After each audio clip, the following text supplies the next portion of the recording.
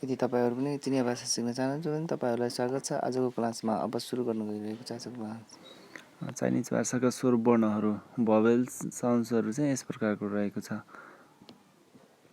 फर्स्टमा चाहिँ हामी लेख्छौं, त्यसपछि चाहिँ उच्चारणहरू कसरी गर्ने भन्ने चाहिँ उच्चारणको बारेमा पनि म सिकाउँछु। यो छ हामीले ए ओ ई आई यु अथवा ए ई आई ओ यु। हामीले इंग्लिशमा चाहिँ ए ई आई ओ यु भनेर पढेका छौं नै। त्यो चाहिँ हामी यहाँ कसरी उच्चारण गर्छौं भन्ने चाहिँ म पढाउन गइरहेको छु। म आफ्नै हातले लेखेर चाहिँ म सिकाउन गइरहेको छु। कसरी लेख्ने भन्ने पनि म बिस्तारै चाइनिज क्यारेक्टरहरूको बारेमा पनि म बिस्तारै सिकाउँछु। अहिले चाहिँ म स्वर वर्णहरू चाहिँ यहाँ लेख्दै छु। हेर्नुस्, इंग्लिशमा ए ई आई ओ यु 5 वटा मात्र हुन्छ भने चाइनिजमा चाहिँ 1 2 3 4 5 6 7 8 9 10 11 12 13 14 15 वटा 16 वटा स्वर वर्णहरू छन्। यिनीहरूलाई कसरी उच्चारण गर्ने भन्ने चाहिँ म तपाईलाई सिकाउन गइरहेको छु। चाइनिज भाषाको उच्चारणमा विशेष ध्यान दिनुपर्ने हुन्छ। यदि हामीले शुद्ध उच्चारण गर्न सकेनौं भने हामीले बोलेको शब्दको अर्थ नै गलत लाग्ने गर्दछ। त्यसैले उच्चारणमा विशेष ध्यान दिनुपर्ने छ। अ लाई हामीले आ भनेर उच्चारण गर्छौं। अरु बेला हामीले अ लाई अ नै उच्चारण गर्थ्यौं भने अहिले चाइनिज भाषामा चाहिँ अ लाई आ गर्छौं अनि ओ लाई ओ नै उच्चारण गर्छौं र ई लाई चाहिँ हामी अ भनेर उच्चारण गर्छौं। ई लाई चाहिँ हामी अ उच्चारण गर्छौं। आई लाई चाहिँ हामी ई नै उच्चारण गर्छौं। उ लाई चाहिँ यु लाई चाहिँ हामी उ उच्चारण गर्छौं।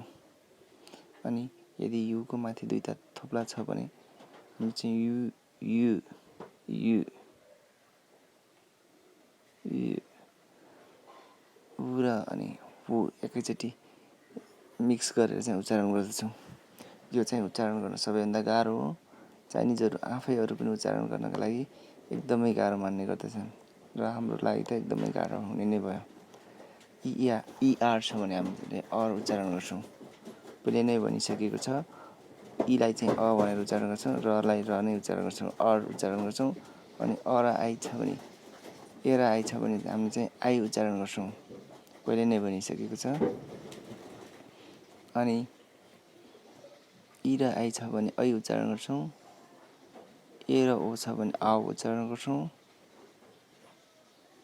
ओ र यु छ भने ओ ओ अनि यु। ओ र यु छ भने त्यसलाई हामी चाहिँ औ उच्चारण गर्छौं। अ र यानलाई हामी चाहिँ आन भनेर उच्चारण गर्छौं। अनि ई र एनलाई चाहिँ हामी अन उच्चारण गर्छौं। ई प्लस एन छ भने अन उच्चारण गर्छौं। ए एन जी छ भने हामी आङ उच्चारण गर्छौं। आङको उच्चारण गर्नुपर्ने हुन्छ। ई एन जी लाई हामी अङ उच्चारण गर्छौं।